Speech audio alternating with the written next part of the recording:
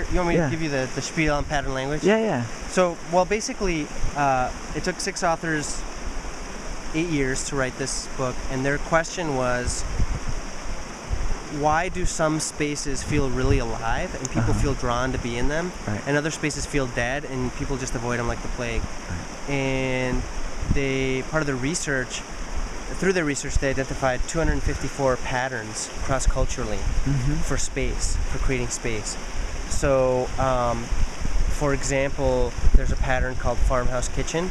And farmhouse kitchen says that the kitchens that are created that are hidden away in the back of your house are kind of a remnant, a leftover from when people had servants or women played the role of servant, and where kitchens were kind of a clean and efficient place to produce food, like a food factory, but they weren't a place to just hang out and enjoy the sight and the sounds and the smells of food.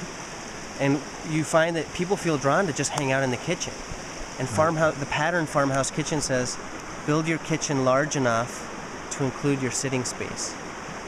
And you have different kinds of chairs, and so your kitchen includes your living room hangout space. And they have a ton of different patterns with different ideas. Each one could look totally differently, but they're also all networked from, when you look at any particular pattern, they tell you the larger patterns that one fits into and helps to complete, and also the smaller patterns that fit into that one, they complete that one. There's another pattern called outdoor room, and one of the smaller patterns that fits into that one is called column placement. Yeah. And it tells you that if you're going to have columns, don't do just a pipe, because that creates dead space around it and everybody walks around it and avoids it, doesn't create useful space. They say build your columns as wide as a person, and then you can put planters up against them, or a chair, or people can lean against them, and they create usable space. So just little tips like that I never would have thought of. I didn't have a mind for creating space, but that book really helped me think about how things flow together, how they fit together, what the shape of space is where people hang out. Yeah. If you're hanging out talking, too far apart is too far. Right. But, too close isn't comfortable either. Right. So what's fascinating optimum about this particular video tool that I'm using is that I can't get too close. Otherwise it looks like a cinematic close-up. Yeah. Like it's really, because it's doing the 16:9, the long version. Yeah.